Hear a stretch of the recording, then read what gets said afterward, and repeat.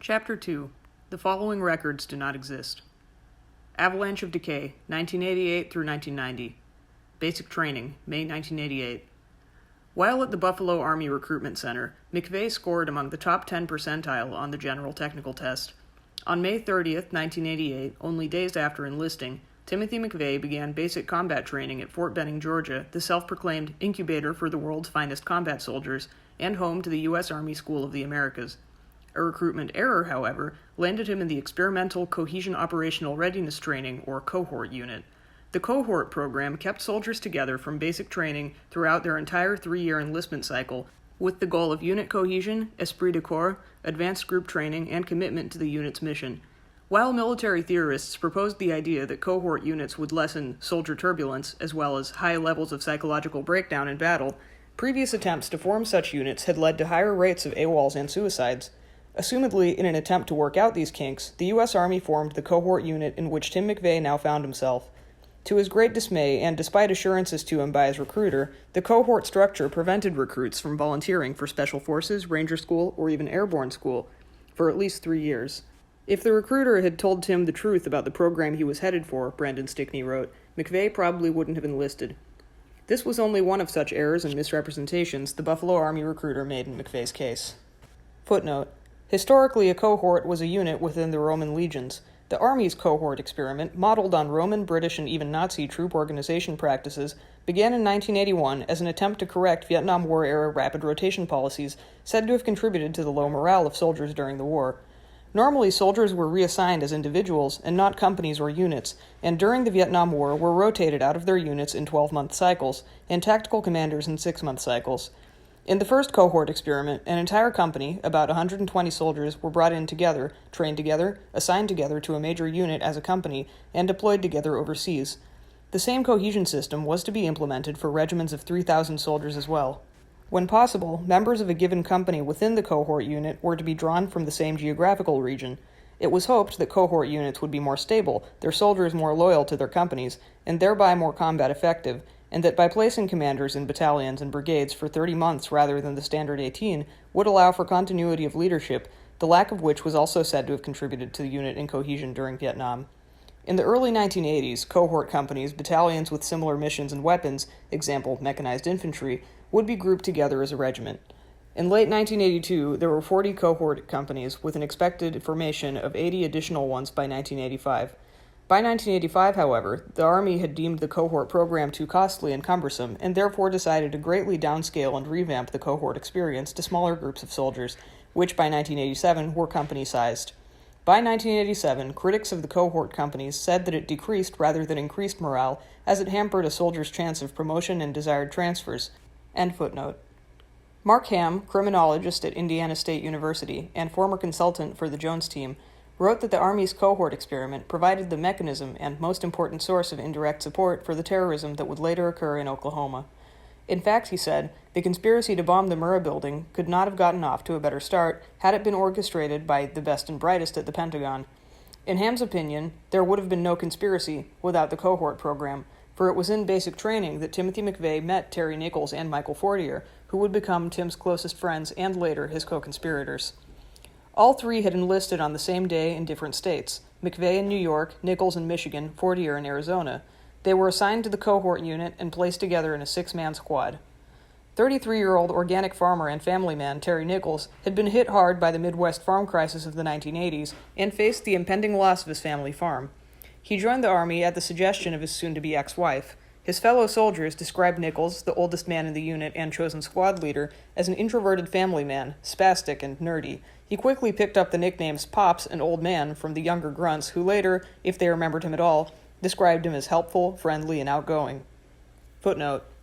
Although some soldiers said they could not remember him spending much time with Nichols early on, Stickney says that from the beginning, McVeigh clung to Nichols. Nichols would leave the Army on a hardship discharge before the Gulf War began, citing family reason as the issue necessitating this. End footnote. One soldier said that while the mechanically inclined Nichols often acted dumb, in reality he was very intelligent and was always reading a book or fixing something. He recalled that after one commanding officer found Nichols to be extremely bright, he was assigned to headquarters. Another said Nichols was a very, very nervous person and appeared that he was the type who would never want to get into trouble. Nichols always wanted to tell on somebody if they did something wrong. Fortier, very different from the old-fashioned Nichols, and an unlikely companion for the serious, clean-cut McVeigh, was a 20-year-old, former long-haired, flannel-wearing, grungy, pot-smoking methamphetamine user, described by fellow soldiers as blunt and outspoken in speech, who, while humorous, had a bad attitude. However mismatched, all three shared an interest in guns, adamantly opposed gun control legislation, had an attraction to the growing survivalist movement, and espoused anti-government values. Others, like Brandon Stickney, later wrote that from the very beginning of their acquaintance, Nichols and McVeigh had something else in common: overt racism. The Survivalist's Hard-On, May to August '88. In boot camp, and throughout his time in the Army, Tim McVeigh wrote home regularly to his friends Steve and sister Jennifer, first about the rigors of boot camp, the developing feelings of camaraderie between himself and his fellow cohorts, and then, with an increasing frequency, about ongoing world events and politics. One letter detailed the typically horrible experience he had when exposed to CS gas during training, an experience that would haunt him later during the Waco siege and contribute to the deep sympathy he would feel for the victims. Years after his arrest, McVeigh wrote to his biographers, "In basic training, when I was being conditioned and brainwashed, I recognized it. I knew what was happening to me, but I went along with it. In basic, when our platoon stood at attention, we had to snap to attention and say, 'Blood makes the grass grow, kill, kill, kill.' Every time we came to attention, which must have been 20 times per day, we had to chant that. I had to prevent myself from smirking. I knew a lot of these guys around me weren't smart enough to pick up on it." Among the characteristically recurring themes to appear in his letters home was survival in the face of possible future disasters, his descriptions sometimes reaching apocalyptic homosexual heights. Demonstrative of his lifelong interest in mysterious topics like the lost continent of Atlantis and the Bermuda Triangle was one early letter in which he discussed his belief that the predictions of Nostradamus alluded to Iran. When asked by his attorneys what he meant by this, he told them that, at the time, he believed Iran would surely be the beast that starts the war. Throughout the previous 8 years, the U.S. had publicly backed Iraq during the Iran-Iraq War. At the time McVeigh entered boot camp, and in the months prior to his enlistment, the U.S. launched naval strikes against Iranian oil operations. Secretly, however, the U.S. had been dealing weapons to Iran and supporting Saudi Arabia, the professed enemy of both. Indictments issued against Lieutenant Colonel Oliver North and Vice Admiral John Poindexter for their roles in what came to be known as the Iran-Contra scandal did not prevent former CIA Director and Vice President George H.W. Bush from winning the Republican presidential nomination, despite Bush's own role in the debacle. Meanwhile, turmoil, natural and man-made, intended and accidental, foreign and domestic, dominated the headlines. Around the world, airplanes crashed, bombs exploded, and politicians were assassinated. The UK fought the IRA, the Palestinians fought the Israelis, the Soviets began economic restructuring, or perestroika. Soon after, the Geneva Records convened. And while maintaining the highest defense budget on the planet Earth, the U.S. economy was crashing. While impending cataclysms were nothing new to McVeigh, he was amazed at his new environment, having never before left his native region of upstate New York. A letter he wrote to Steve described his employment of various training activities and late-night or early-morning guard duty. "I looked into the sky. I thought I was looking at thin clouds, but holy shit, the sky was so clear. I could actually see the Milky Way. I could see every damn star in the universe. I could have sat in awe all night. The drought here gives this hardcore survivalist a hard-on. I only wish I was home in the middle of a possible catastrophe. The funny thing, and terrible thing, is the Army doesn't give a shit about water conservation, yet civilians are put on water restrictions. That's the government for you. During bivouac training, a hurricane hit near Fort Benning, and the medevac blew 4 people out. I had a hard-on. It was great. Mine was one of the few tents left standing at the end. I dug a drainage ditch on the outside better than the goddamn Romans. A tree blew over. The sand was blowing like snow in a whiteout. What a first-time experience. Storms here hit hard and fast, some of the best electrical storms I've seen." From this point on, the content of McVeigh's letters home consistently included detailed descriptions of various weapons he was mastering, or the newest guns and ammo he had purchased or acquired, at times through theft of Army property. Sometimes he sent ammunition back home for his nest egg, claiming it had gone unused during training anyway. He told Steve that, while everybody else is getting laid, his plans for the 4th of July that year consisted of searching pawn shops for ammunition and fireworks. In regard to Timothy McVeigh's life in the Army prior to the Gulf War, 4 major themes consistently emerge within existing biographical accounts: his love of guns, interest in survivalism, an inclination toward racist literature, and his outstanding performance as an infantry soldier. Archival sources reveal the existence of another pattern in his letters, however, a continued tendency to link sex with weapons, violence, and possible catastrophe, a quality which, while not a conventional Army value, was one perhaps possessed by only the best soldiers in the U.S. Army. His only real complaints during boot camp, it seems, were commonly shared ones: its exhausting physical demands, and the traditional divide between officers and enlisted men. To Steve, he wrote, "An NCO, or non-commissioned officer, is a real man. Fuck those brain-dead officers. Chain of command is so fucked up, we get the order, finally, at 5 p.m. to unblouse our boots and take our BDUs off after the heat is gone. I just hit brain death, that's all." Despite his brain death, Timothy McVeigh and the U.S. Army seemed to be well suited to each other, and upon completion of basic training, he scored perfectly on all his tests and qualified as an expert sharpshooter. Avalanche of Decay. Mark Ham later noted that the Pentagon sealed Nichols's and McVeigh's military records, therefore making the available portion of military service and medical records a rare addition to the Jones collection. Within the archival collection primarily, and supported by oral and other types of documentary evidence, a mysterious narrative emerges, which tells a different story about Timothy McVeigh, a story that runs parallel to, but whose details remain strikingly absent from, those told previously. Timothy McVeigh joined the Army, in part, to hone his survival skills in the event of future disaster or cataclysm. Meanwhile, beginning in boot camp, a more elusive physiological deterioration began to occur. Briefly outlined here is a portion of this covert narrative that took place from May to October of 1988. On May 25th and 27th, days after arriving at Fort Benning, McVeigh received a battery of standard and not-so-standard vaccines and immunization shots for tetanus, measles, mumps, rubella, smallpox, polio, flu, and 2 other shots meant to prevent acute respiratory disease called adenovirus type 4 and type 7. A week later, on the evening of June 6, 1988, at 9:40 p.m., McVeigh made the first of what would be many non-routine visits seeking medical attention. The attending doctor noted that McVeigh received a superficial abrasion after he tripped over the man in front of him while running in formation, and since then continued to feel dizzy. The doctor assigned him to light duty for the remainder of the day. About a month later, on July 10th, he wrote a letter to his mother and sister telling them that he had recently been feeling sick, was running a fever, and because of this expected to receive a chest x-ray. In a separate letter written 2 days later, on July 12th, he claimed to have come down with walking pneumonia, but, said the doctor, at McVeigh's request, did not prescribe medication to him. As he explained in the letter, he did not want to establish a medical profile. If he did indeed visit a doctor for a fever, an x-ray, or pneumonia, these visits remained undocumented in his medical records, a circumstance of vital importance later.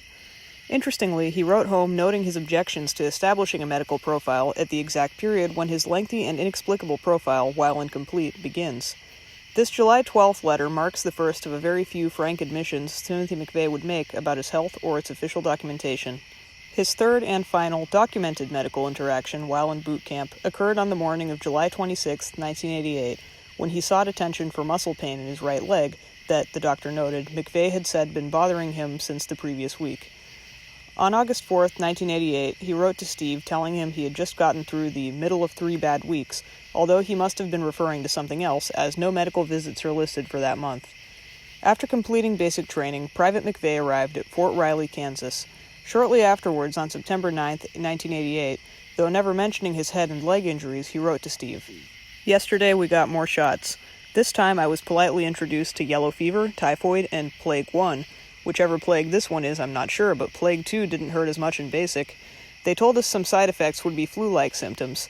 1 hour later, we had a ceremony to welcome the new company in. The asshole CO made a dickhead 1.5-hour-long faggot speech. It was just like the movies, people just crumbling all around me, falling down and passing out. I almost went myself, and just as everything was going black and my knees buckled, the CO finished and turned the company over to the first sergeant, who immediately gave us rest, which is a command to talk or move as long as you don't move your right foot. I went right to my knee." His medical records contain no entries until September 12th, however. On this day, his first documented yellow fever, typhoid, and Plague Shot 1 vaccinations are listed, and a month later, his October 7th Plague 2 shot. No signed consent forms are included in his immunization records, and redactions that obscure the identities of doctors who administered the shots, as well as any identifying information, rank, etc., about them, are found throughout the records. The first redaction being the name of the doctor who oversaw McVeigh's yellow fever vaccination. The earliest non-routine medical visit noted in the records after McVeigh's completion of basic training occurred on October 4, 1988 at 6:23 a.m., when he arrived at the medical barracks complaining of chronic back pain that, he said, began 3 weeks prior, shortly after his second round of immunizations. The doctors noted that Private McVeigh used to lift a lot of bags at home, and oddly, although he had not been home in over 5 months, the pain was such that McVeigh requested an x-ray, the results of which were normal. 2 days later, on October 6, 1988, he once more saw the doctor for chronic back pain, and on October 8th, one day after being given a Plague II shot, his gums began to bleed, for which he would, for the first time, but certainly not last, see the Army dentist. That November, he wrote to Steve and said that, although he had come to the decision to eventually move back home to his father's house and enclose the house in evergreens, he did not think this would stem the avalanche of decay he perceived as imminent. The phrase avalanche of decay came from one of his favorite films, Mad Max 2 Road Warrior, 1981, about survival in a dystopian society after nuclear war had destroyed most of the planet. His remaining letters for the duration of his military service make no further mention of shots, aches and pain, dental issues, or any of the many other symptoms, some quite bizarre, for which he would receive medical attention in the years to come. From just May 1988 until that December, excluding visits for the immunizations, McVeigh saw the dentist 3 times and made 4 additional non-routine visits to the doctor.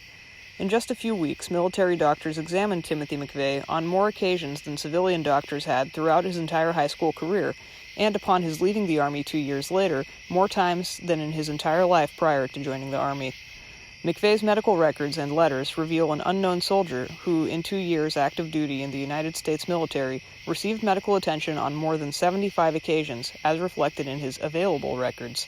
Was it possible that Timothy McVeigh's Avalanche of Decay alluded to something more than his adolescent apocalyptic survival fantasies? Private McFly.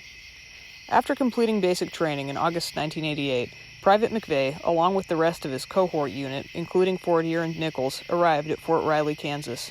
McVeigh and Fortier were assigned to the famous 1st Infantry Division, the Big Red One, Dagger Brigade, 16th Mechanized Infantry Regiment, 2nd Battalion, Charlie Company, 1st Headquarters Platoon, and remained in the same squad while Nichols was reassigned to Bravo Company and became his unit commander's driver. Many of the cohorts assigned to Dagger Brigade with McVeigh recalled the frequency of problems in Charlie Company, including excessive drug use, domestic abuse, and general insubordination. McVeigh, however, was different. One soldier described the men of Charlie Company as rude, crude, and socially unacceptable, warped. There was all sorts of strange characteristics in that company. It was really wild. To an outsider, they seemed like a bunch of assholes. In contrast, those who served alongside him described Tim McVeigh as one of the most normal guys in the whole company. He did not smoke, drink, or use drugs. He was polite, well-mannered, clean-cut, quiet, and sometimes shy. A good guy, down-to-earth, ordinary, and straight. As nice as a guy as you could meet. With few exceptions, he got along with everybody, never pissed anybody off, and tried to stay out of trouble. More than one soldier mentioned that McVeigh was one of only a few in the company that they would invite over to their house.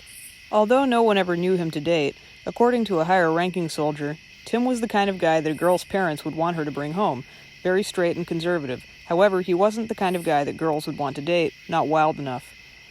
Charlie Company cohort Ray Barnes, name changed, shared a room with McVeigh for nearly 3 years prior to the Gulf War, Operation Desert Shield and Desert Storm. Barnes said, "Our company had a lot of problems. I mean, half the time we couldn't even get floor wax. We had to buy our own. Our company, it wasn't the greatest, but we had some good guys, and in my opinion, McVeigh was right up there." The descriptions offered by his fellow soldiers of his performance are perhaps the only consistent aspect of McVeigh's documented life not contradicted by other accounts and sources. In the 1962 film The Manchurian Candidate, when asked to describe brainwashed war hero Raymond Shaw, the soldiers he served with always automatically and unanimously responded by reciting the words, "Raymond Shaw is the kindest, bravest, warmest, most wonderful human being I've ever known in my life." Reminiscent of this are the descriptions of McVeigh by his fellow cohorts, over 33 of whom responded in a remarkably unanimous manner. McVeigh was smart, hard-working, and above all else, an outstanding soldier, one of the best they ever encountered. He was a good soldier, great soldier, fantastic soldier, excellent soldier, top soldier, total soldier, dynamite soldier, and model soldier before things fell apart. Very military, gung-ho, a very squared-away soldier. Out of all the soldiers in the 1st platoon, Tim was by far the most squared away. He seemed to love the Army, always walked a very good line, took orders well, was responsible, always cooperative, and willing to do whatever was necessary. Not only did he follow orders, he strove to be the best at anything in which he involved himself. One fellow soldier said McVeigh was kind of like a robot. Everything McVeigh did was for a purpose. McVeigh, said another, played the military 24 hours a day, 7 days a week. Ray Barnes said, "He wouldn't sleep. He was a consummate soldier. I mean, if you gave him a cinder block and a toothbrush and said, 'Make it shine,' he'd follow orders to the T. If a superior officer came up and gave him an order, McVeigh would do everything possible to carry out that order. He was a smart, detail-minded person, the type that dotted I's and crossed T's. He was nice and polite, not a troublemaker or a bully. He wasn't cruel. Hell, I seen him pick up stray animals and help them. He wasn't a whiner, didn't complain. He was a private person and didn't open up to just anybody. He wasn't nosy, wasn't a snoop. They tried to portray him as this expert, cold-hearted killer, but the truth was that girls scared the crap out of him. I think a third grader could have punked him out. I mean, he was nerdy. While his cohorts seemed to think highly of him, it was also evident that Tim McVeigh just did not quite fit in. He seemed better educated, more serious, kind of a loner, and kind of nerdy, not what you'd picture as a typical infantry soldier. He maintained a large library in the small barracks and read constantly, earning him the nickname McVeigh after the geeky character from Back to the Future. To them, it seemed he could memorize a weapons or procedure manual just by picking it up and recite the standard operating procedures and regulations verbatim. Concerning all manners of military practice and protocol, he always knew the textbook answers.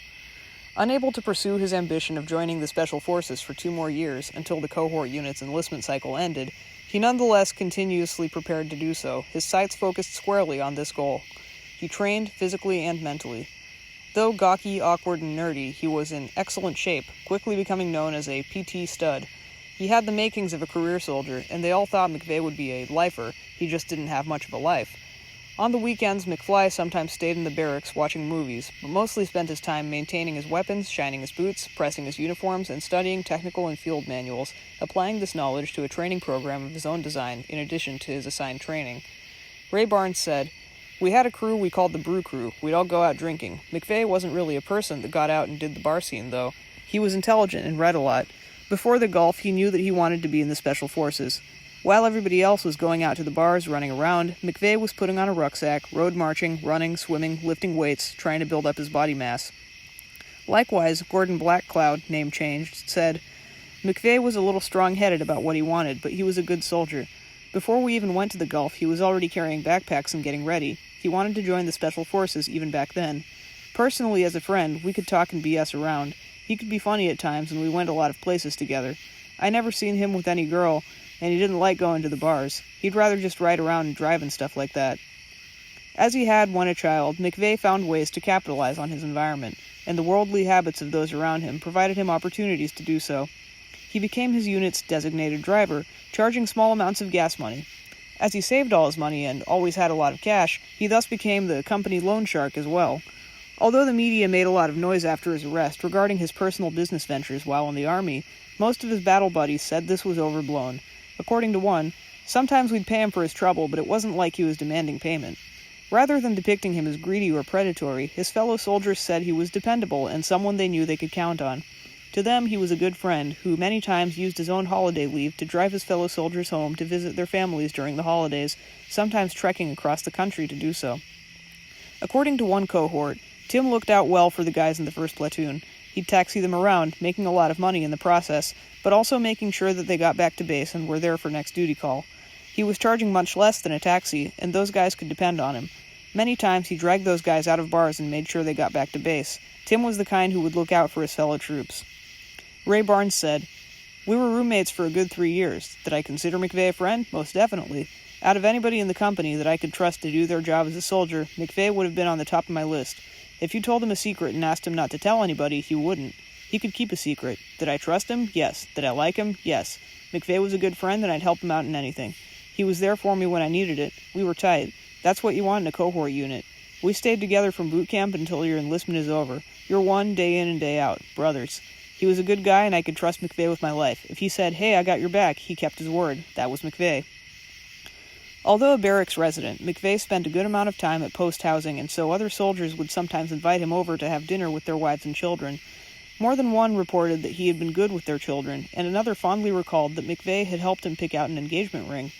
Likely unknown to them, however, were the letters he wrote to his sister, in which he claimed to be sleeping with more than one of his cohort's wives. Guns, politics, and Tim's ever-impending doom. Timothy McVeigh absolutely loved guns, and the U.S. Army's arsenal of death allowed him to nurture this love.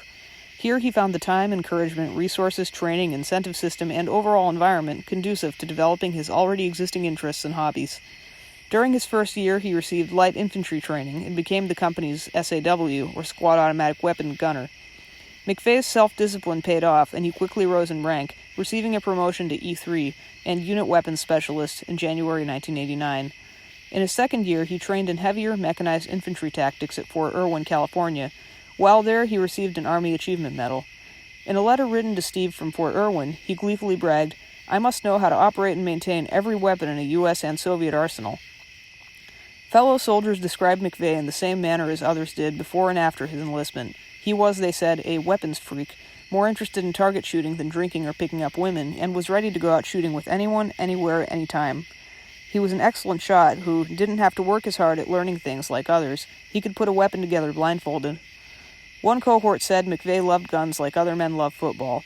He always owned several weapons that he procured from local gun shops, gun shows, and sometimes even appropriated them from Uncle Sam's own stockpiles. Armed to the teeth, he had guns of all shapes and sizes stashed everywhere, off base in storage sheds, the homes of friends, the trunk of his car, and, also against regulations, at various locations on post. Gordon Blackcloud. For the most part, he was just like anybody else. The only thing I seen that was a little different was that he'd take stuff and put it in the trunk of his car or his footlocker. He carried MREs, guns, and had canisters of CS gas in his trunk, too. It wasn't too hard to get all the stuff off the base. As far as I know, he was going to take them home and store them. Nobody was going to tell on him. A number of others said that McVeigh's interest in guns was a normal hobby for infantrymen, and it was common for men living in the barracks to keep extra guns off base, although probably not stolen ones. Still, in letters he wrote during this time, he repetitively expressed both his disagreement with and non-adherence to existing firearm regulations.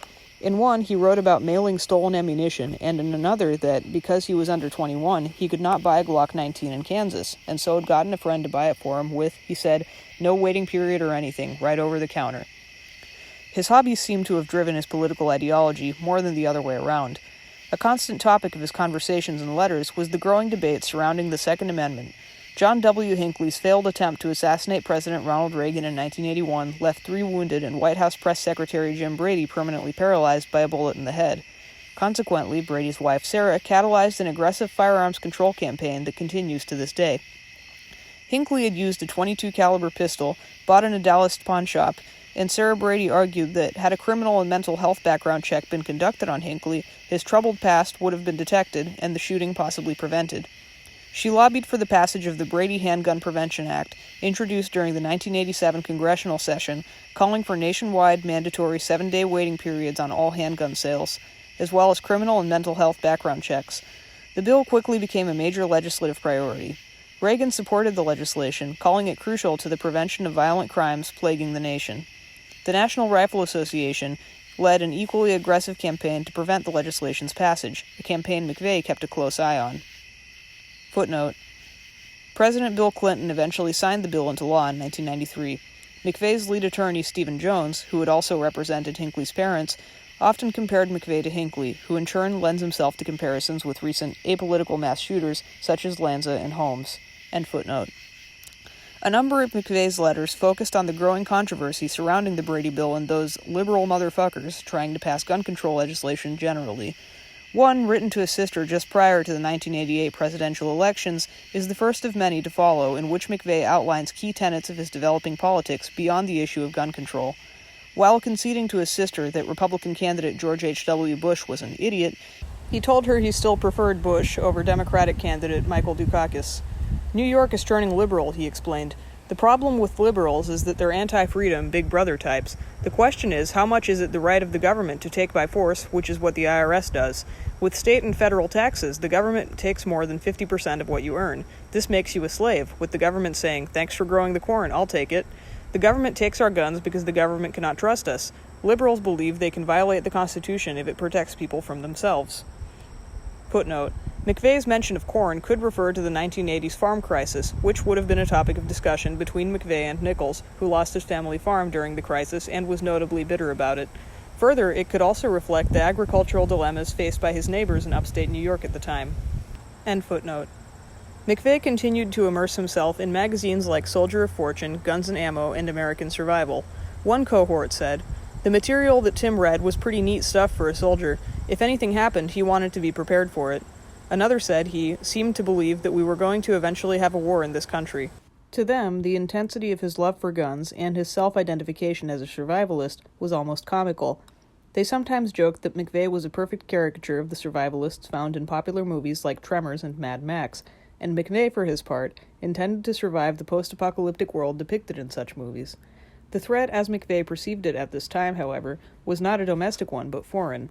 While not expressing outward hostility towards the U.S. government generally, he frequently talked about communism and how he was going to be ready to defend himself if this country were ever attacked. No one remembered him speaking of or advocating plans to sabotage the government. Gordon Blackcloud said McVeigh didn't advocate violence against the government, it just wasn't him. Cohort Hank Tanner recalled his keen and humanitarian awareness of global and domestic political issues, and said once, after reading Schindler's List, McVeigh had lectured Tanner about the human capacity for cruelty. Tim seemed to care about the whole world as opposed to just his country or himself, remembered Tanner. He would see news of warring countries and comment that he wished the world could get together and get rid of the oppressors. Leaving aside the U.S.'s conflicts with Iran, Iraq, Saudi Arabia, and the imminent Gulf War, there was a lot happening at this time that undoubtedly reinforced McVeigh's militant dreams. Since he had joined the Army, fires, droughts, earthquakes, geomagnetic storms, tornadoes, hurricanes, typhoons, and cyclones wrought destruction throughout the world. Trains, planes, hot air balloons, and cruise ships crashed. Ferries caught fire, submarines sank, and battleships exploded. An asteroid named Asclepius was rapidly approaching the Earth. Assassinations, successful and not, military coup d'etat, protests, insurrections, and revolutions worldwide were signaling an end to the Cold War, with a united global economy emerging in its place. The most public faces of this New World Order were George H.W. Bush and Mikhail Gorbachev, who signed a treaty ending the production of chemical weapons and calling for the destruction of vast stockpiles of armaments in both countries. The treaty, however, was effectively broken soon after the first McDonald's fast food chain opened in Moscow. The B-2 stealth bomber appeared in the skies. The first web pages and browser software ushered in the era of the World Wide Web, and users of this technology contended with the release of the first internet worm. Billions in federal aid to mega-corporate conglomerates could not prevent the continuous market crashes and industrial bankruptcies, mainly of automotive manufacturers and passenger airlines. Syringes feared to be infected with AIDS, among other medical waste, washed up on the beaches of New York and New Jersey, and the Exxon Valdez spilled over 11 million gallons of oil in Alaskan waters. As traditional race and gender roles rapidly shifted, racially motivated crime became common, sparking heated national debates and giving rise to hate crime legislation. In Montreal, an anti-feminist gunman shot and killed 14 young women. In Beverly Hills, California, Lyle and Eric Mendez shot and killed their parents, and a lone gunman in Stockton, California killed 5 children and wounded 30 additional individuals before turning the gun on himself. Los Angeles implemented a ban on the sale and possession of semi-automatic firearms. George H.W. Bush banned the importation of assault weapons, and U.S. serial killer Ted Bundy met his death in an electric chair in Florida. My eyes have been opened. In April 1989, McVeigh and his Charlie Company cohorts left for Heidelberg, West Germany, for orientation with the Bundeswehr, the West German Army, at their acclaimed urban warfare training camp, where they were instructed in motivational techniques and went on border patrol missions. His stellar performance there led McVeigh to earn the German equivalent of an expert infantry badge. McVeigh later told his biographers that, while at the German installation, they learned to fight their way through houses and barns, ducking into alleys and climbing up chimneys, to clear a house by tossing in a grenade and then spraying the place with automatic weapon fire. Footnote: during the Gulf War, McVeigh became part of 7 Corps, specifically the 1st Armored Division headquartered in Germany. Prior to the war, 7 Corps conducted Bradley training at Fort Irwin's National Training Center's Desert Warfare course, where McVeigh had also trained with his Bradley. End footnote. Before giving his biographers the above account, McVeigh had told his attorneys an even stranger story about his trip to Germany. McVeigh had told them that one afternoon, when he and 3 other men in his unit went off post, a German male approached them. His series of odd statements led McVeigh to believe the man was a German intelligence agent attempting to blackmail them. This story raised questions for the Jones team and prompted them to make an official inquiry into the purpose and specific details of his assignment there. However, military records about the trip were among the portions missing from those they were able to obtain.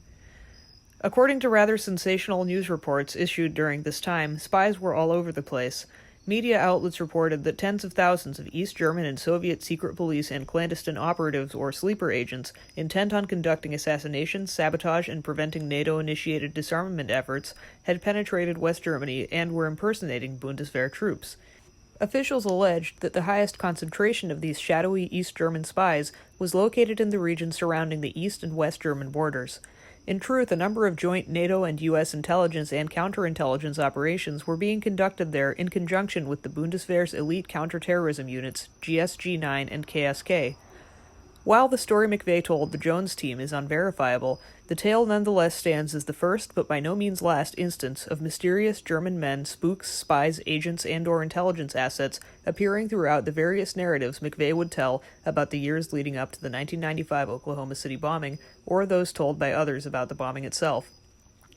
After his arrest, McVeigh's relationship with German national Andreas Strassmeyer, a former Bundeswehr officer, GSG-9 agent, and while in the U.S. resident of the white separatist community Elohim City, became the subject of numerous public and private journalistic and governmental investigations.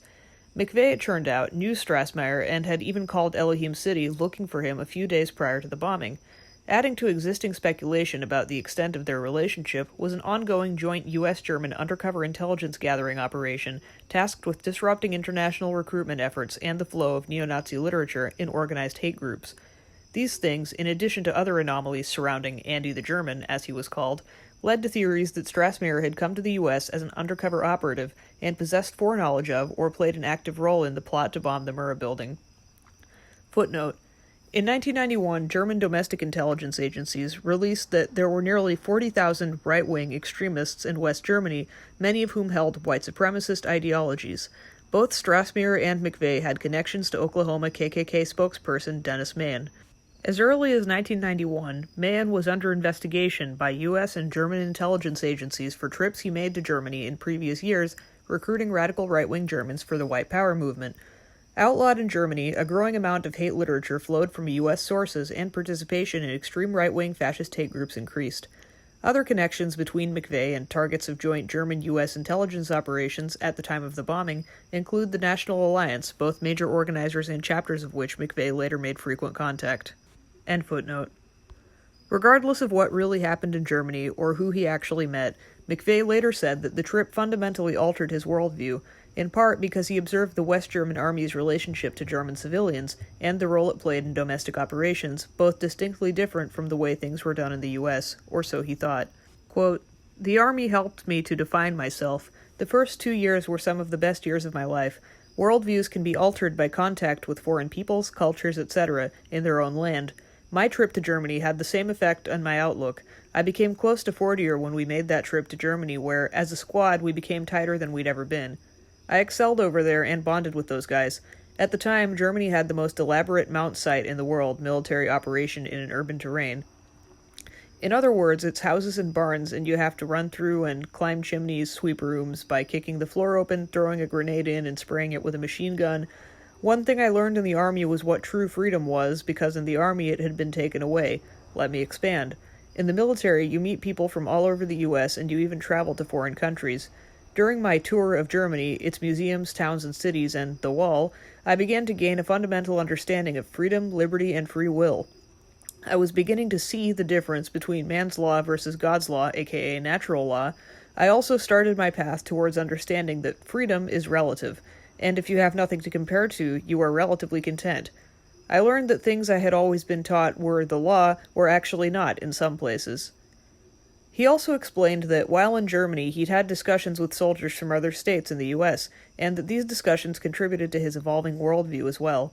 What stuck with him during these conversations were variances between state laws including sales and property taxes, minimum wage requirements, mandatory auto insurance and inspection, vehicle license plates, interstate tolls, speed limits, gambling prohibition, the age of consent, alcohol, fireworks, and firearm regulations, as well as the prices of gas. Through this observation, he continued, the intentions of the Founding Fathers and the principle of states' rights versus an intended weak central government became clearer.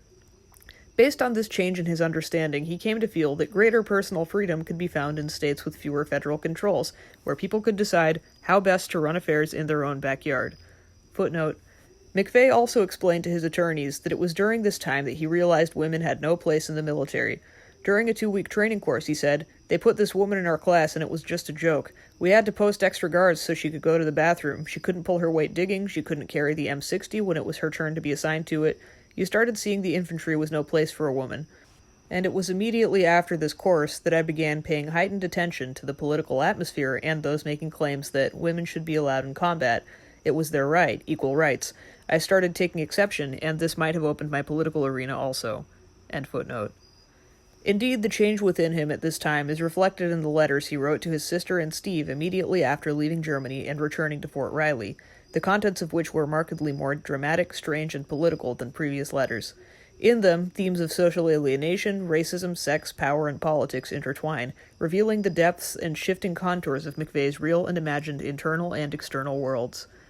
A letter to Steve, written shortly after his return from Germany, begins with McVeigh's observation that they were growing apart as friends, in part because, quote, "My eyes have been opened to the real world," whereas Steve, said McVeigh, remained physically and mentally stuck in the small town where they grew up. Quote, "In 1 year, the influence of the Army and the people around me have changed/are changing me in many ways. The good part is that I am aware enough to notice these changes within myself. The bad part is the changes. I'm hesitant to wonder what 2 more years in the Army will do to me. To sum up the changes in my attitude, I can only conclude that, and I say this with fair amounts of self-shame, that I led a very sheltered life in New York. I have seen things that I could never believe existed. I am beginning to see a much larger portion of the whole picture as seen firsthand. Gang warfare, 5 deaths, 4 stabbings, 1 shooting, how widespread drug use really is, people you would never suspect, the insignificance of law enforcement, and many more startling things. To survive in the system to which I have now been exposed, I've had to change, to adapt, and I will never be the same. I do things now out of necessity which I would have never dreamt of doing back home. Would you ever consider doing, besides in road horror fantasy, regularly running from the police instead of pulling over? No, I cannot go on. This is turning into an admission of self-guilt. These things, I say again, are no longer criminal. They are necessary to survive in the environment I live in. I still feel shame in telling you of the corrupt world I have slipped into, but maybe somehow you will understand instead of condemning me. I will never be able to live the same way again. To hit it direct, your mom thought I was a bad influence before. She hasn't even dreamed." Like the earlier story about a German spy, the true nature of the events mentioned in this letter, if they occurred at all, remains unknown. When asked about it by the defense team, McVeigh explained that although he could not recall writing this particular letter, it nonetheless illustrated how, after his tour in Germany, his outlook had in fact changed, insofar as his distrust of law enforcement grew, and he realized that notions of right and wrong delineated by U.S. laws were fluid, not solid. Throughout the months following his return from Germany, increasingly explicit and, until this time, uncharacteristically open ruminations about race and sex came to define McVeigh's letters. Perhaps betraying an increasingly destabilized mental state were the letters' rapid shifts and transitions in subject matter, all of which seemed removed from any coherent context. A letter dated July 4, 1989, began with McVeigh informing Steve that a nuclear, biological, chemical, NBC, environment is a contaminated area, and his disclosure that he now slept in his locker because he suspected his roommate, Ray Barnes, had broken into the house of a female coworker and sodomized her dog. Without offering any further explanation, context, or intelligible transition, he strays from reflections of chemical warfare, homosexuality, and bestiality to racial and political topics, pretending his later characteristically obsessive expressions of domestic discontent. Quote, "I'm not saying everything in the world is evil, but that there is evil. I used to call black people black because I only saw one side of the story. Now you can guess what I call them. People form opinions from the environment they live in. The problem comes along when these people begin to try and force their opinions on everyone, when these opinions are based upon only their own opinions. Take a liberal living in Amherst. She has never seen drugs, but forms an opinion on them based on propaganda generated by the mass media. She is condemning something she knows nothing about. Now substitute the word drugs. Try guns, race, abortion, etc. This is where the U.S. is all fucked up. People having laws passed about things which they have no first-hand experience and knowledge of." In letters written to Jennifer in particular, allusions to race and sex become more frequent and inappropriate. In one, he admonished her that the name of her new boyfriend, Maurice, sounds like a black name. Don't even tell me that. He then informed her that he had been sleeping with the wife of one of his co-workers, but that they agreed to be more discreet as her husband was growing suspicious. Quote, "If I dump her, I have another married chick that's been flirting with me, but I know her husband too well. She's gorgeous, but it's dangerous." One wonders if these co-workers are the same soldiers who said Tim McVeigh was such a stand-up guy, one of the few they'd invite to their houses or to family events. In any case, he concluded by suggesting that Jennifer send pictures of her and her friends as guys on post, quote, "pay good money for pictures of 15 to 18-year-old girls, 3 exclamation marks. In subsequent letters to Jennifer, written in this same time period, McVeigh inquired about a different new boyfriend of hers, this one named Tom, and suggested she date his new roommate, Michael Fortier, instead, even sending his sister a picture of Fortier as well as his address and requesting that she write him. He closed that letter rather abruptly by announcing that Mike, quote, "just came in the room telling me he slashed some dude up last night."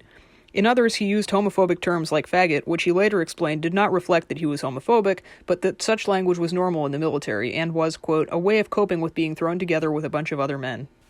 While the details of McVeigh's sexuality are perhaps noteworthy, his developing racist ideology remains a debated element in later investigations and accounts about the bombing plot and the motives attributed to those involved. In contrast to the consensus about his love of guns and his politics, popular academic and journalistic works vary in their conclusions about the extent of McVeigh's racism.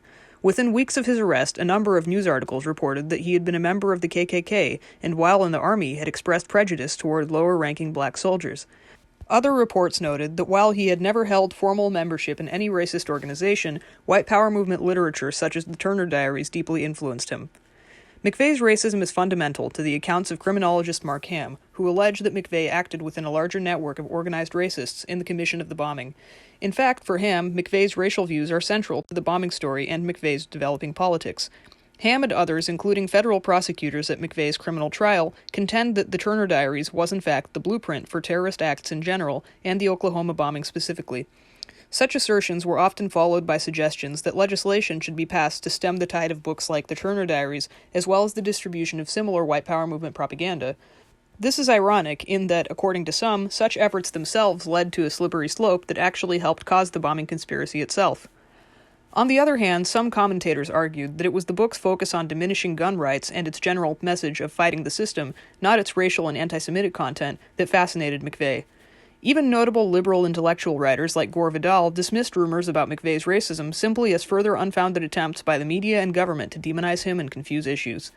Based on his personal research and correspondence with McVeigh, Vidal wrote, quote, McVeigh has no hang-ups about blacks, Jews, and all the other enemies of various Aryan white nations, but rather had been attracted to books like the Turner Diaries because of its pro-gun message and imagined war against the system. To support his point, Vidal quotes Dr. John Smith, who said that McVeigh made it very clear that he was not a racist and did not hate homosexuals. Based on what McVeigh told them, his biographers supported this view, and throughout their book, American Terrorist, de-emphasized their subject's racism as well as his connections to various white power movement groups and individuals. However, not debated was McVeigh's obsession with the Turner Diaries. In one letter to Steve, McVeigh described the Turner Diaries as the most banned book in America. For him, the ultimate treasure hunt involved finding copies of it as well as other equally obscure, subversive, and controversial literature. Numerous letters written to his sister and Steve mentioned the Turner Diaries and sometimes his request that they mail him additional copies. Many soldiers recalled McVeigh's preoccupation with the Turner Diaries and said he carried it with him at all times and gave out copies to anyone who promised to read it. Not lost on McVeigh, though, were the implications and possible consequences of distributing the book on base. After giving one fellow infantryman a copy, McVeigh explicitly warned him not to let others see it because of its subversive and racial nature. Fort Riley itself had a long and troubling history of racism, and at the time McVeigh was stationed there, racial graffiti sullied many public spaces and different races self-segregated from others. Later, at the time of the bombing, a series of investigations were conducted concerning the rampant racism and neo-Nazi activity occurring there. Several cohorts, including Ray Barnes, recalled this environment and discussed the conflicts that seemed to continuously arise between soldiers of different races. Quote, there were racial problems in the unit, though. I remember one black guy who was put on a medical profile after hurting his knee, but to him, he thought the army was against him because he was black. He started complaining and asking, how come all the white guys get promoted and you're giving all the black guys crap detail? Well, he ended up holding the CQ and CQ runner at gunpoint with the 357 for a couple hours. When they finally got it away from him, it wasn't long before they just sent him home. There was another guy that got bumped for promotion. We had a certain amount of people to go before an E5 board, and it just so happened that they picked all white guys. A black guy threw a fit and started complaining, you're only promoting white guys. Well, dude, everybody promoted has the time in service. They've earned their slot. So they bumped somebody and put the black guy in, even though the guy they bumped had more time in service. And then when the time came, the black guy didn't even have his stuff ready, and said to another guy, let me use your stuff. And the other guy was like, if he wants to be promoted so bad, he can do like I did, stay up late, polish his brass, get his ducks in a row. I know they tried to portray McVeigh as a racist. I didn't see that. I know that after he was promoted, he roomed with a black guy that he didn't get along with. They got into it a lot. The other guy was all into religion, and McVeigh, who was a self-proclaimed atheist, would bring up different subjects, and they'd argue back and forth. But it was never like it got to the point of one of them saying, well, I'm gonna whoop your ass. McVeigh never said anything like, you fucking N-word. They were just going back and forth on their views.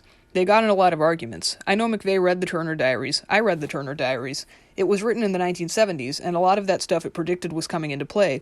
It talks about the Cohen Act, which was very close to the actual Brady Bill. It talked about a national ID. That's happening now. In some ways, the book was very prophetic. The media and the FBI used the book to portray McVeigh as being a racist, but I never knew him to put on a white sheet and burn a cross. He wasn't stupid. He was very smart. He wasn't the dumb redneck they tried to portray him as. A racist redneck. He wasn't that. Other cohorts gave contradictory and sometimes ambiguous accounts. One African-American cohort reported that while he had experienced racism in the Army personally, it hadn't been from Tim McVeigh, who, he said, liked or disliked people for who they were and what type of attitude they had, as opposed to what race they were. Another African-American cohort said, Tim didn't think that if you were white you were necessarily right, or that if you were black you were necessarily wrong. I wouldn't say that Tim necessarily liked blacks, either, but he was not the type to avoid or leave a gathering that blacks were attending. There was some segregation in the unit. Blacks would hang out with blacks and whites with whites. Gordon Blackcloud, Native American, said McVeigh may have been a little prejudiced, but treated soldiers of other races with respect. He would only, quote, use the N-word if he was in a group of others that were using the term. One African-American soldier told a story about an incident. They were in a car and McVeigh was driving. Another car whose driver was black cut him off, and McVeigh immediately became enraged and yelled, "That N-word cut me off!" He disregarded that remark, though, explaining that he hadn't taken it personally because he knew that Tim always seemed to have a bit of a, quote, short fuse. It was always easy to get him riled up. He could just get agitated pretty quickly and would get really irritated about little things like that. He never really caused any trouble, though, just blew off steam. Caucasian cohort John Kelso said, I always thought he was pretty racist. I wouldn't say he was open about it, but I don't know how many times I heard him say them frickin' N-words. Another described him as the most racist bastard I ever knew, was constantly expressing his emotions and stating that he hated N-words and Jews, and was particularly harsh with the black soldiers under him. Yet another said McVeigh did not like blacks, and would call black children nigglets, and referred to Jews as money-hungry. In general, however, the consensus among his fellow soldiers was that, while McVeigh certainly had racist tendencies and made racist statements, he, quote, was too professional to risk his rank and act on them. None knew of McVeigh having any formal interactions with or membership in any organized racist groups while in the Army. That came later, after his discharge. When asked by his attorneys about this dramatic shift after returning from Germany, without commenting on the heightened sexual content in his letters, McVeigh explained that although he had observed black people while driving an armored car around Buffalo, it was not until he joined the Army that he had any direct contact with them. When he did, the differences in their lifestyle startled him. He liked rock and roll, they liked rap. To him, the loud, rough music, the lowriders together with bass music, the loudness in the barracks and everywhere else, the staying up and keeping others up all night, the playing of dominoes loud all night, seemed like a form of psychological warfare in which black soldiers were purposely bothering other people. To both his attorneys and biographers, he said that, while working at Burke prior to enlisting, he might have adopted the racial attitudes of his coworkers, but after joining the Army and meeting people of various races from all different regions, he realized that everyone is an individual. He had gotten used to the clash of racial cultures, he assured them, and eventually it did not bother him anymore. While he admitted to having sometimes used racial slurs, he insisted he did so jokingly. Over time, he learned to refer to certain blacks who acted like punks as N-words. Those who were cool were simply black guys. McVeigh adamantly denied that he was ever a bona fide racist. When asked by his legal team about allegations that he had assigned lesser duties to minorities, he responded that these were totally false, the results of others' professional jealousy. Of all the people in the company, he explained, 40 were black. Of these, he had a problem with only 2 individuals. Some of his platoon sergeants were black. He got along with them, and sometimes even gave them rides in his car. He emphasized that he had never been reprimanded or received any disciplinary action because of his alleged racism. While the extent to which McVeigh's racist views may have taken root and manifested themselves during his time in the Army is debatable, that he held them was unquestionably evidenced during one of his early conversations with his attorneys in August 1995, during which he corrected them, saying he was not a white supremacist but a white separatist. The distinction, as he explained later, is that while he did not believe non-whites are inferior, he merely wished to live in a racially exclusive and separate culture from them. He then exhibited his limited range of history despite his voracious reading habits, when he added as an afterthought, "It is true, however, that nothing of great value has ever been accomplished or contributed by a black person." To his biographers, McVeigh spoke of Brent Williams, name changed, a black cohort who respected him, a respect, he said, he gained through fire and water during their combat in the Gulf. He had heard that one African-American man in his cohort joined the Black Panthers, and said if that was true he would like to congratulate him, and wondered if he may be connected to the Black Panthers down in Texas, a group he'd seen on television in parade after that guy got dragged to death behind his car. Despite his claims of having shed his racist views over time, or his occasional attempts to distinguish himself from white supremacists, during the 2 years prior to the bombing, McVeigh actively sought out William Pierce, author of the Turner Diaries and figurehead of one of the best-known white power movement groups, the National Alliance. The fast track. Neither racism nor eccentricity prevented McVeigh from a remarkably rapid climb up the Army's enlisted ranks. After returning from Germany in the spring of 1989, he became turret gunner on the new Bradley fighting vehicles, a position for which he received the Top Gun acknowledgement. In March 1990, nearly 2 years after enlisting, the 22-year-old McVeigh had earned the rank of Specialist E4. One staff sergeant described him as one of the finest soldiers he ever came across in his career. His conduct and demeanor and the standard to which the Army wanted others to aspire. Another commanding officer said Specialist McVeigh was the best person available to represent the Army, a good role model, and therefore selected him to be Charlie Company's reenlistment non-commissioned officer, tasked with the job of encouraging others to reenlist. When congressmen of other dignitaries visited, command called upon McVeigh's squad, as he always made a good impression, sometimes spending his own money to maintain the weapons and gear on the division's display vehicle. Sergeant Albert Warnement said Specialist McVeigh was on the fast track, one of the first promotable E4s in his battalion, and selected to serve as an NCO in the Special Forces, pending promotion. His superiors expected that within 80 days of making E4, he would attend the Army's Leadership Development Course, aka NCO School, and upon completion would receive promotion to E5, Sergeant. Eligibility to attend the Leadership Development Course for promotion to E5 requires sponsorship by somebody who is already an NCO. William Dilley explained that he gladly sponsored Specialist McVeigh, as he always went above and beyond the call of duty. Dilley described McVeigh as a model soldier, sharp, and good at working with others. Dilley continued, saying McVeigh was humble and shied away from competing or accepting awards for his exemplary conduct. First Sergeant Harris, in charge of all enlisted soldiers in Charlie Company, explained how remarkable it was that McVeigh could make rank in such short a time, especially from within a cohort unit. Quote, "A cohort unit has a large number of similarly experienced men competing for a small number of positions. Tim was one of very few that were able to make rank in that situation. I couldn't ask anything more from an NCO than McVeigh. He was one of the 3 best soldiers in the company, sharp and highly disciplined. Tim had some troops under him that he really shouldn't have because of their worthlessness. He would look out for their welfare and was so conscientious that his soldiers were squared away that it was taking up all of his personal time. I told him once to get out of the barracks, do something entertaining. Tim was a soldier right up to the last day, maintaining 98% and above always." McVeigh made E4 on March 1, 1990, and was promoted to E5 on February 1, 1991, shortly after deployment to Iraq. Despite the Army's enthusiasm for McVeigh, he was exhibiting ambivalence about climbing through the ranks and began privately questioning whether he still wished to be a career soldier. In a letter written to Steve during this time, he asked for his old friend's advice, telling him, "I've been doing some hard thinking, again, and I'm tossing around the idea of reenlisting. I have a secure position and am experienced at my job. Why start over again someplace else? I can retire in 12 more years at 50% and only be 35. I really don't have to worry about the cuts the Army is making. I'm not on any bad lists." A few weeks later, though, he wrote Steve again, "I won't get any deeper into the reenlistment thing because I know my attitude changes all the time. I will, either way, wait until the end to decide, to weigh all possible options and experiences."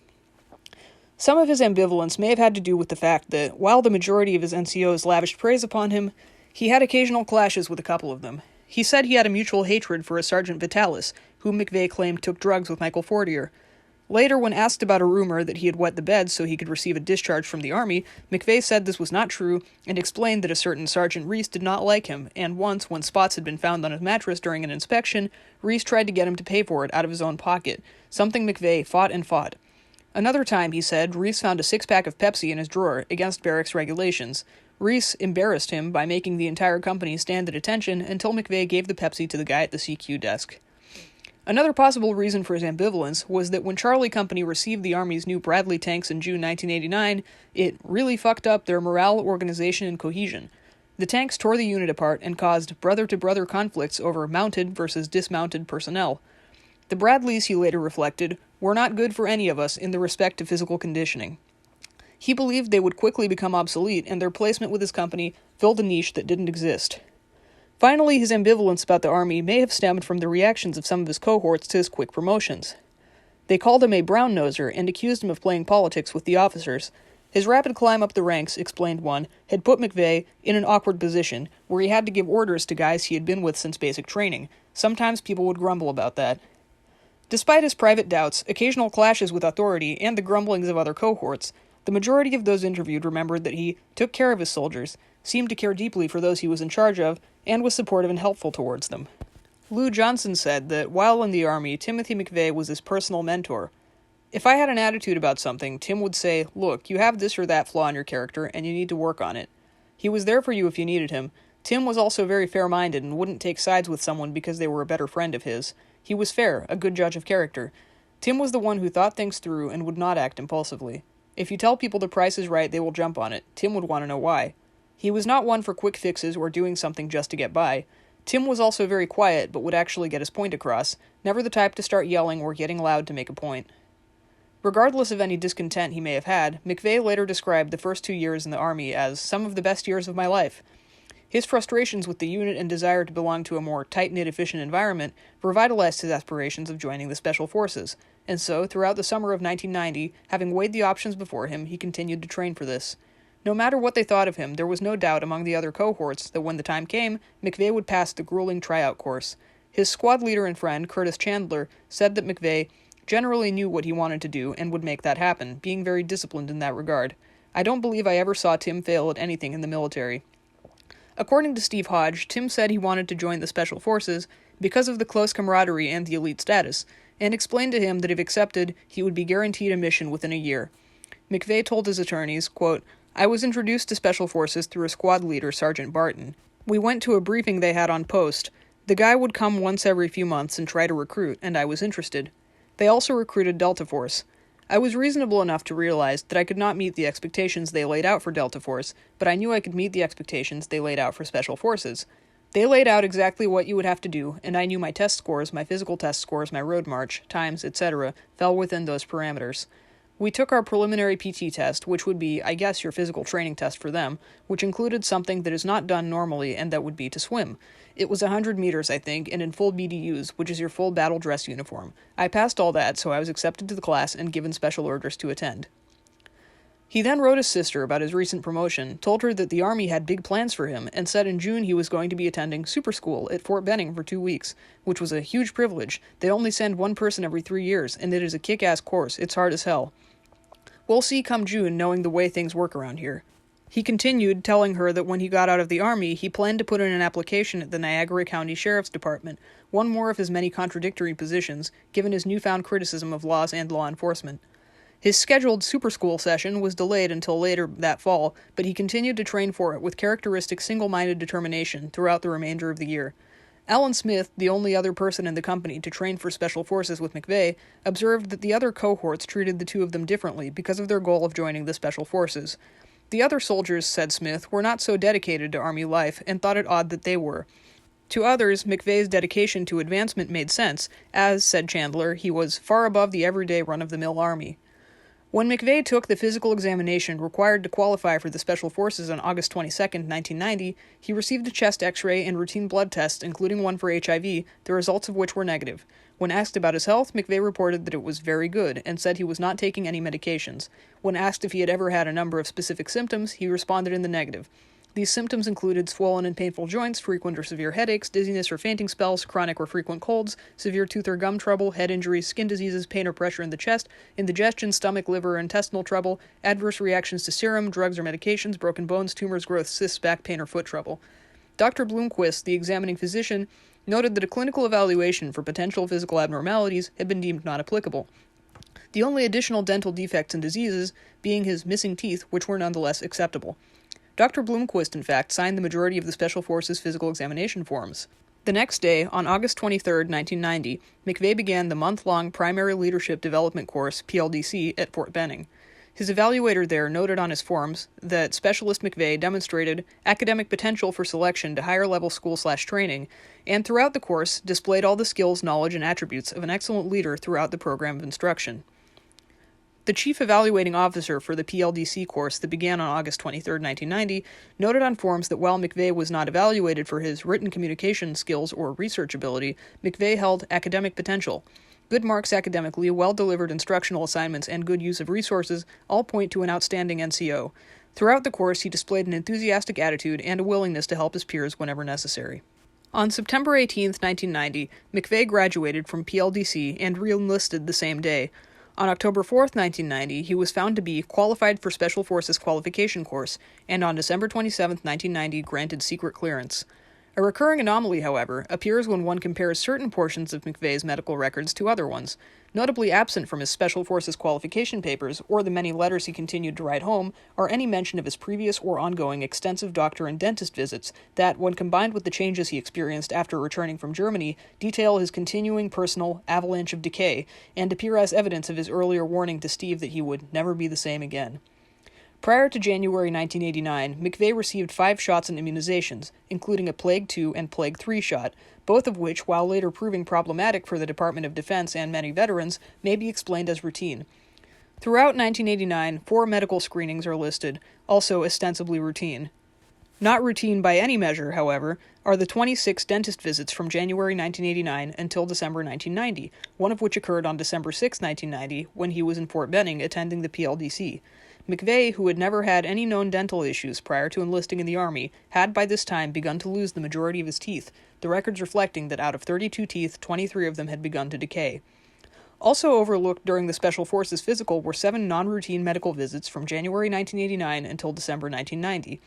On October 12, 1989, at 6:20 a.m., McVeigh sought medical attention and complained of his skin tags, a recurring issue in the subsequent years.